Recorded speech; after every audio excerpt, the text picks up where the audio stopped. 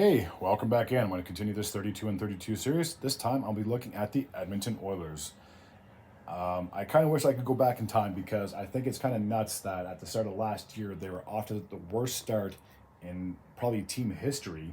And then even after they lost to the Sharks, I remember I think that was like in November, if I'm not mistaken.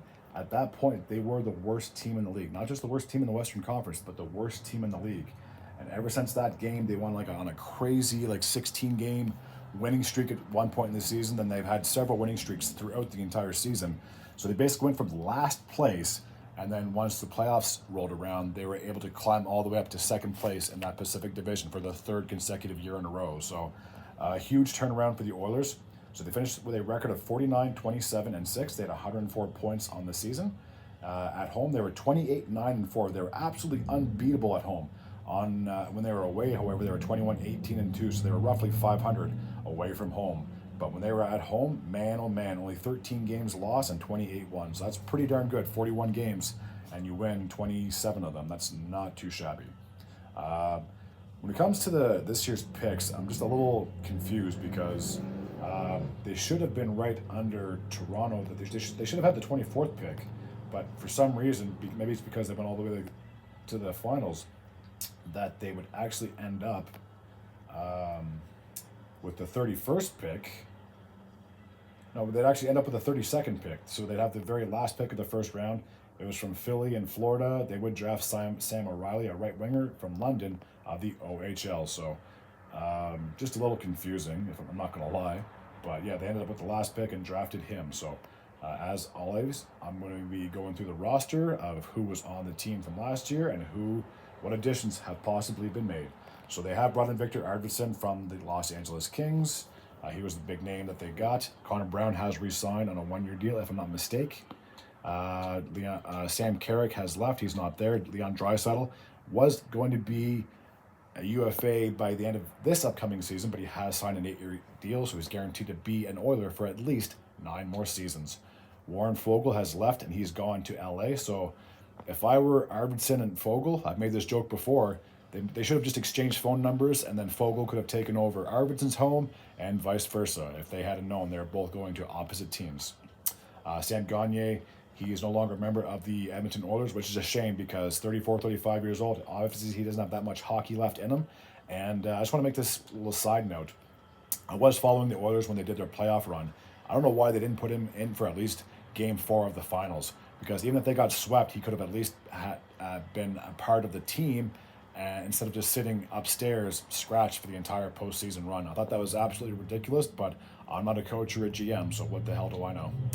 Adam Henrique has re-signed with the Oilers. I think he's re-signed for a 2 or 3 year deal, so he's guaranteed to be an Oiler for at least a couple more seasons. Dylan Holloway is off to St. Louis after the offer sheet was signed and Edmonton did not match it. He is now a member of the Blues. Zach Hyman has 4 more years left to go on his contract. I'm pretty sure Matthias Janmark signed at least a 1-year, maybe a 2-year contract, but he's guaranteed to be an Oiler for this upcoming season. Evander Kane has 2 years left to go on his deal. Now, the big thing with Kane is I'm pretty sure he had to have surgery in the off season, and he's not going to be ready for opening night. So it's a matter of how long is he going to be out for. And honestly, if he's going to be out for the rest of this calendar year and even going into January, February, you might as well put him on the LTIR. Free up about $5 million worth of cap space and possibly bring somebody else in. Vegas has been getting away with it for 2 or 3 straight years, so why can't the Oilers? McDavid has 2 years left to go on his contract. I'm not even going to talk about that until 2026. Ryan McLeod was traded to the Buffalo Sabres, so he's no longer a member of the team. Ryan Nugent-Hopkins has 5 years remaining on his contract, and I got to say, $5 million for a guy like him, that's a very good contract. Corey Perry has re-signed, I believe, on a 1 or 2 year deal, so he's guaranteed to be here for at least another season or 2. Derek Ryan's going into the last year of his contract, but being 36, 37, this could possibly be his last ride, so I'm sure he'd love another chance at a run at a cup. There's no other big names that I can think of, so now we'll take a look at the defensive side of things. So Evan Bouchard's going into the last year of his contract. I'm sure he's going to look for a pretty decent payday. If Makar is making $9 million, I could see him easily asking for that same amount of money. They're both offensive geniuses and great on the power play, so I would not be surprised if Bouchard got a pay raise at some point during this season. Philip Broberg, just like Dylan Holloway, signed the offer sheet from St. Louis, so he is now a member of the Blues since Edmonton did not match it. Cody Ceci was traded to San Jose, so his time with Edmonton is done.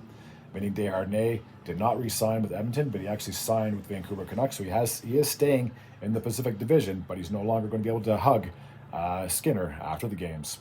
Matthias Ekholm has 2 more years left to go on his contract, as does Brett Kulak. Darnell Nurse, who has a horrible contract, I'm not going to lie, has 6 years remaining on his deal at $9.25. He's making more than Makar, which is absurd. But again, what the hell do I know? And Troy Stetcher, I'm pretty sure they brought him back on a 1 or 2 year deal. So out of the defense, they brought at least half of the guys back, 1, 2, 3, 4, 5, 6 guys, and they did lose 3 of those players. So we'll see how they do. Are they weaker? Are they better? I mean, when you're talking about size, Vinny Desharnais was a beast, and Ceci was all right, but we'll see if they can make up for those lost bodies. And as for the goaltending tandem, both Picard and Skinner are going to be the goaltending tandem for this upcoming season. Skinner has 2 more years left to go on his deal, and Picard has re-signed, I believe, for 1 more year. I'll just make this prediction short and sweet. It's cup or bust for the Oilers. Obviously, they made it to the Stanley Cup final this past year, lost in Game 7, which was absolutely heartbreaking. So, cup or bust. There's no more rebuild. There's no more, well, if we make the playoffs and that's cool. No, they got to get back to the Stanley Cup final next year, and they got to win it all if they want to be able to say they've had a successful season. So that's all I really got for the Edmonton Oilers. Anyways, as always, if you're new to this channel and you like this type of content, feel free to hit the sub button. I'd be very grateful and very appreciative. Until next time, and as always, take care.